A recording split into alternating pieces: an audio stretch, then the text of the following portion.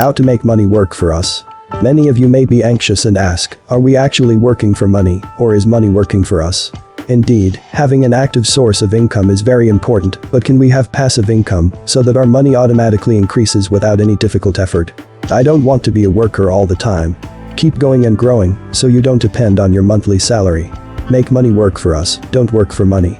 Here's how to make money work for us. First, set your budget first.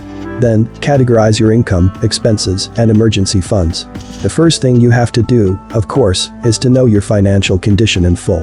Therefore, you need to know how much income you earn, the amount of expenditure in detail, the total debt, plus the amount of emergency fund reserves. This step is very important to knowing your financial health.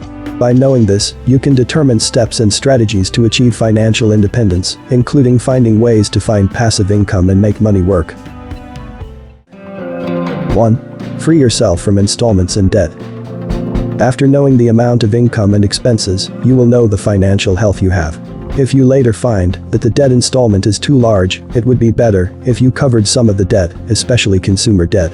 Free yourself from debt so you can start saving and investing right away.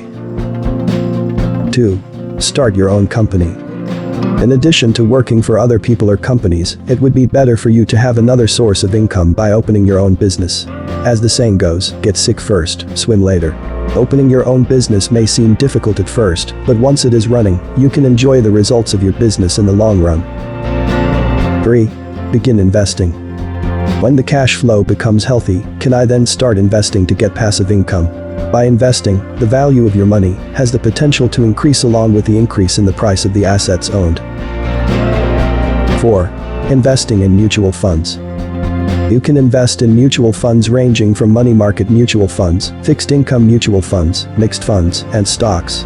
For the initial stage, you can invest in mutual funds with a limited amount. Learn everything about mutual funds. That's how money works for us. Hopefully, from now on we can use the money that works for us.